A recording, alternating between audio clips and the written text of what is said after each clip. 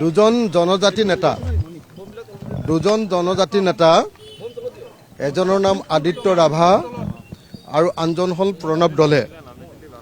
তেওঁলোকে দীৰ্ঘদিন ধৰি অসম চৰকাৰে অসমৰ খিলঞ্জীয়া মানুহৰ পৰা জনজাতিৰ মানুহৰ পৰা মাটি কঢ়াৰ বিৰুদ্ধে এক আন্দোলন গঢ়ি তুলিছিল।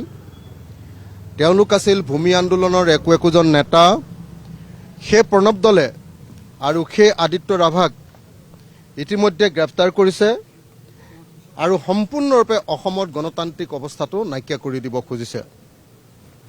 আপোনালোকে নিশ্চয় লক্ষ্য কৰিছে যে য'ত জুবিন গাৰ্গৰ ফটো অঁকা হৈছিলে তাত পুৰা বেৰ দি বন্ধ কৰি দিয়া হৈছে, বোলে তাত ফুল ৰুব। তো গোটেই দেশখনত, গোটেই ৰাজ্যখনত আজি হিমন্ত বিশ্ব শৰ্মা চৰকাৰে গণতন্ত্ৰক হত্যা কৰিছে। চাৰিওফালে কেৱল আৰু কেৱল আদানী, আম্বানী, ৰামদেৱক মাটি দিয়াৰ, টাটাক মাটি দিয়াৰ কোব উঠিছে। ক'ৰবাত ছেটেলাইট চিটি বনোৱাৰ কাৰণে, ছেটেলাইট টাউন বনোৱাৰ কাৰণে, ক'ৰবাত আম্বানীক, আদানীক আপোনাৰ প্ৰজেক্ট পাৱাৰ প্ৰজেক্ট বনোৱাৰ কাৰণে, বা ক'ৰবাত অন্য প্ৰজেক্ট বনোৱাৰ কাৰণে এফালৰ পৰা আমাৰ ট্ৰাইবেল মানুহবিলাকৰ, আমাৰ ট্ৰাইবেলসকলৰ, আমাৰ জনজাতি ৰাইজৰ ভূমি এফালৰ পৰা ছিঙি পেলাইছে।